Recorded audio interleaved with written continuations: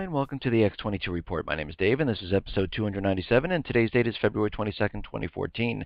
And the title of this episode is The Current Economic Collapse News Brief for this Saturday.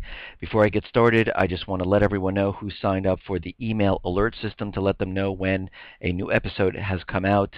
It seems like it is working. You should have received an email today, Saturday, saying that the episode is available. If your name was not successfully transferred over, just go back to the x22report.com site and sign up for the alert again, and your name will be then added to the system, and you can go ahead and start receiving those emails. For those people who just subscribed to YouTube, welcome to the X22 Report channel. If you haven't visited the x22report.com site, come on over. We have many different things, and just to let everyone know, I do post the audio version of the reports between 5 and 7 every single day, and then I compile it and I upload it to YouTube, and those usually end up going onto YouTube around 9, 10 o'clock at night. So it's your choice. If you want to wait for YouTube, you can. If you want to come to the site, you can. It is up to you. Let's get into the economic collapse news. And what do we understand? Well, we know the government wants to disarm the American people. That is pretty much a fact. They've been trying all different types of tactics to get the arms away from the people. There are mass shootings. The president created executive orders. They're trying to buy up all the ammo. They're trying many different things. They already have the UN Arms Treaty pending in the Senate. They have the Dianne Feinstein bill still pending in the Senate. They're waiting for this special event to come along where they can say, see, we do have laws waiting and ready to be used. We should implement these laws, because what are we seeing? We're seeing all of these mass shootings, and this last one was so horrific that we need to take the weapons away from the American people. And again, this is what they're trying to do. But in the meantime, what they are doing is they are sending letters out to veterans, and they're declaring them incompetent to have a weapon, and they want them to hand over their guns. And we know this was starting last year, and this has been continuing up to this year. And right now, the Obama's gun-grabbing agenda has created victims out of over 129,000 veterans, where they received a letter saying that they're incompetent to have a handgun and they need to turn it in. And so far, 129,000 veterans were affected. And of course, according to a letter the countless veterans have received, they are no longer allowed to possess or transport firearms. If found guilty of doing such, they will face either heavy fines, jail time, or both. And the veterans are allowed to fight back through an appeals process, but several of those have filed appeal claims with the VA Administrative Office, and their appeals are going absolutely nowhere. As it turns out, the VA has been ruling these veterans incompetent without a hearing, but instead with a stroke of a pen. So we can see what the agenda is. The agenda is to disarm all veterans. Why do they want to disarm all veterans? Well, when martial law and the whole entire system collapses, and we know the economic collapse is coming, we are right at the precipice of the collapse, they realize that these veterans, they know how to handle these weapons. They know how to fight. They have been trained by the military, and these people, the veterans, they are afraid of them because they could lead revolutions, civil war, and remove the government, and this is why they started disarming these people. And again, they want the rest of us disarmed, and you will see another false flag trying to push both of these laws that are pending in, and both of these bills that are pending in the Senate, because they don't leave things pending in the Senate for nothing. The president, during the Sandy Hook mass shooting, asked the Senate, because it was being, during the Boston bombing, they asked the Senate to keep these bills pending in the Senate. Do not remove it, but leave them there. We saw John Kerry sign the UN Arms Treaty, which absolutely means nothing because it's not ratified by the Senate and the Congress. So right now, it's just sitting there waiting, and it's going to wait for a special event, because we have to remember the president has created all these executive orders that support these bills, and he's done so because he realizes, and his administration realizes, that they are going to push these bills through and get them passed, because they understand before this collapse comes, or during the collapse, they will need to disarm people as fast as they possibly can. Now, as we know, the United States, the central bankers, have been using propaganda to demonize China. They use it to demonize Iran. They use it to demonize Syria, North Korea, Russia, and right now a new Gallup poll is out, and their propaganda is actually working. What they're seeing now is China, not Iran or Syria or North Korea, is now America's number one enemy, according to the new Gallup poll. 52% see China's growing economic power as a critical threat to the vital interests of the United States in the next decade, while 46% cite such a threat from the country's military. So we can see what they have done. They understand that the yuan is a direct threat to the U.S. dollar. The Chinese are out there. They're making deals all across the world. They have bilateral trades going on. They have clearinghouses in Africa. 2 nations in Africa are already changing their reserves, dropping the U.S. dollar, taking on the yuan. We see many countries out there that are using the yuan in trade. We see the yuan is going to be backed by gold, backed by petroleum, and we can see that this is being pushed and pushed and pushed, and the dollar is in a downward spiral, imploding on itself. And this is why the empire of the United States is out there in the Middle East, in Africa, in Ukraine, in Thailand, in Tunisia, in every single one of these countries, trying to keep the U.S. dollar in these countries, or trying to get it into these countries. And this is what we're seeing right now. But they have to demonize China right now, because eventually we will end up in war with China and Russia, because the central bankers, the United States government, are going to go down kicking and screaming. They will not just say, okay, the U.S. dollar is no longer the reserve currency. What they're going to do is they're going to start a war to first cover up the collapse, and they do believe once they start this war that they're going to be the victors of the war, and they'll just reset the entire system just like they did after World War II with Bretton Woods. And this is their whole mentality right now. Now, as we understand, Iceland completely broke free of the bankers. They put them in jail, and Iceland was looking at joining the EU, which would have been a big mistake. And they looked out there, and again, just like the Ukraine, they said, you know what? These countries have double-digit unemployment, 20%, 30%, 40%, 50%. They have so much debt. They have austerity going on. People can't live. They're in a recession/depression. So Iceland, right now, Iceland's government supported the proposal of foreign minister of the country to drop the plan of joining the EU. The government also decided to cancel the referendum on whether to continue negotiations with the EU, and right now 60% of the 320,000 Icelanders currently oppose the European integration. And again, they shouldn't join, just like the Ukraine should not join. Why would you want to join a system that has every single country in debt? People are starving. People can't make ends meet. There's an unemployment in the double digits. There is absolutely no reason why you would want to join.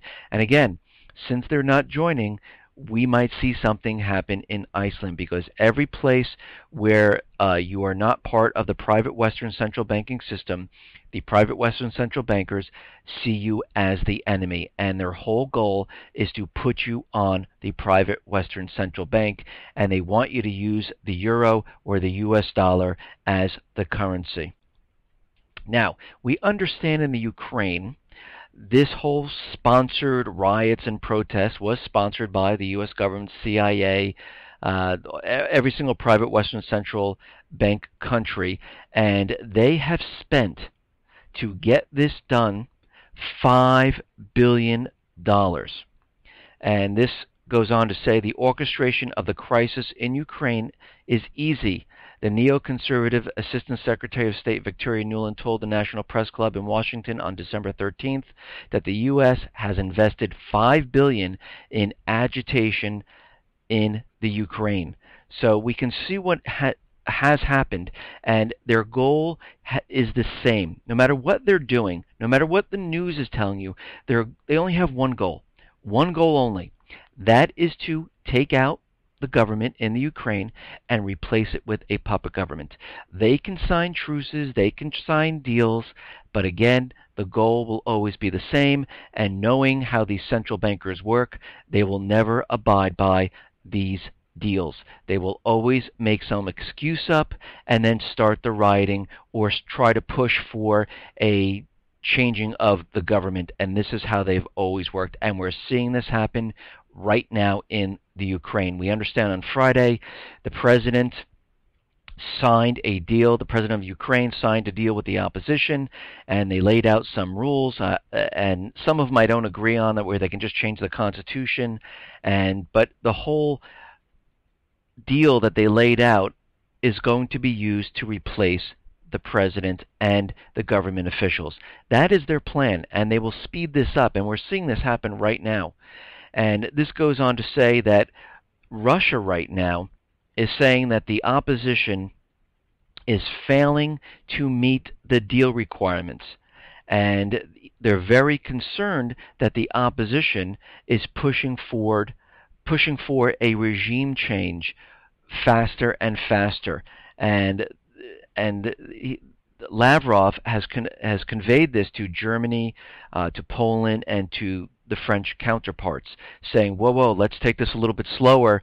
And again, the opposition is speeding this up because they need to get that government out of there and put in a puppet regime, have the Ukraine on the private Western central banking system, and have them join up to NATO. And you can see this is what is happening. And right now, the Ukrainian parliament votes to remove President Yanukovych, and the Ukrainian parliament votes to hold an early election on May 25th. So you can see how they're speeding this up, because this is their goal. This is their end goal. It's the same in Syria. It's the same in Iran. It's the same in every single country that is out there. And right now, again, the Russian Foreign Minister Lavrov told the U.S. Secretary of State John Kerry on Saturday that the peace deal signed in Ukraine had been sharply degraded by opposition forces' inability or lack of desire to respect it. Illegal extremist groups are refusing to disarm and, in fact, are taking Kiev under their control with the convenience of opposition leaders. And Lavrov told Kerry by telephone.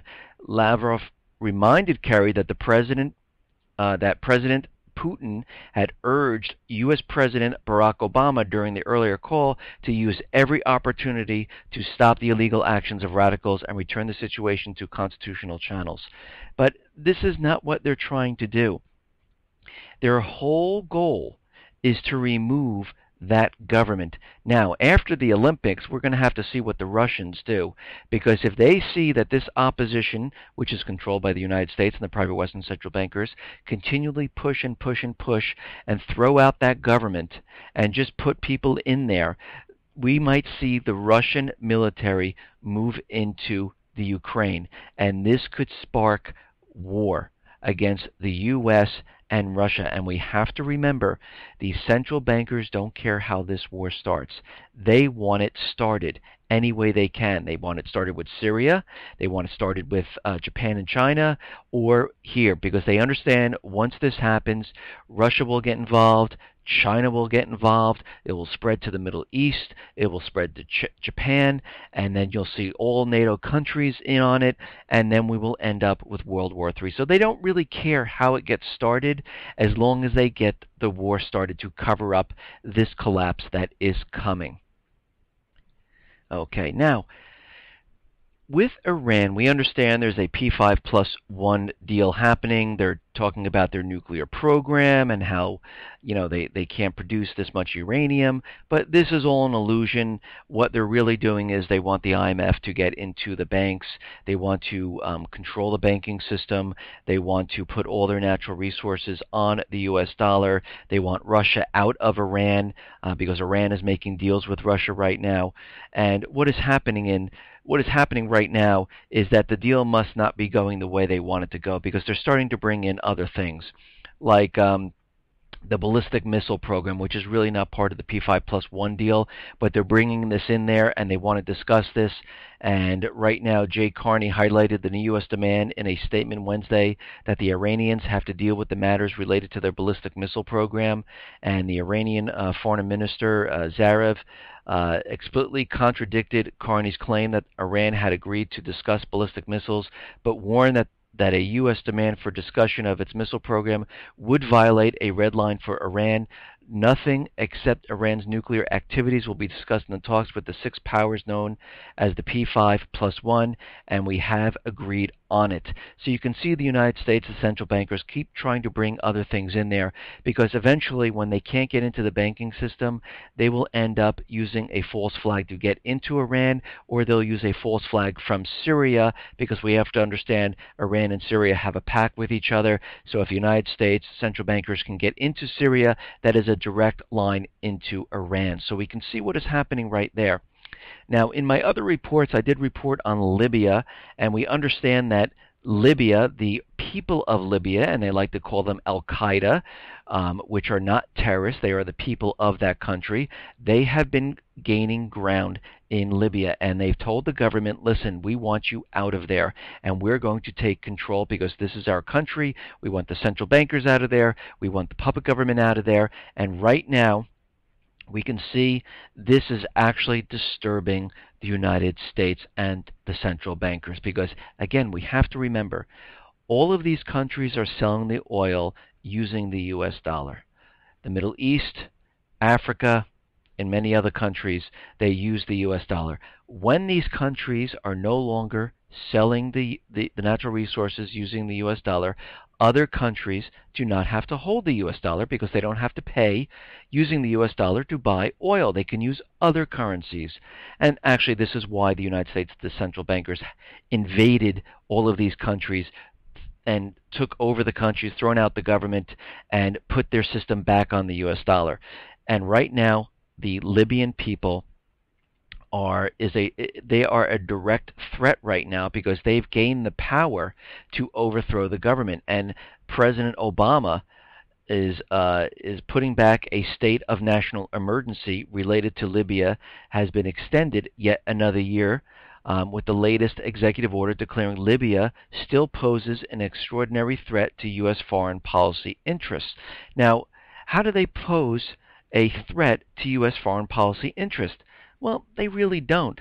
The only thing there's a threat the threat to the U.S. and the central bankers is that these people will most likely tell other countries you do not have to pay for the oil using the U.S. dollar. And that is a direct threat to the central bankers, not to the national security of the United States, but to the banking system that controls the private Western central banks. And they understand if this falls, other countries will be motivated to not use the U.S. dollar, and those people will continue to rise up. The puppet governments will be pushed out. All of these countries will no longer offer the resources using the U.S. dollar. Other countries will start saying, you know what, we don't need this. We don't need the treasury bonds. We don't need the U.S. dollar. They'll send them back to the United States. We will see hyperinflation in the States, and the dollar will start losing value. It will start imploding on itself, and it will start to collapse because this entire system is based on all these countries using the U.S. dollar to sell their natural resources. And we can see this is what's happening right now. Listen, everyone, thanks a lot for listening. Be well, be safe, and especially be prepared. Thanks a lot.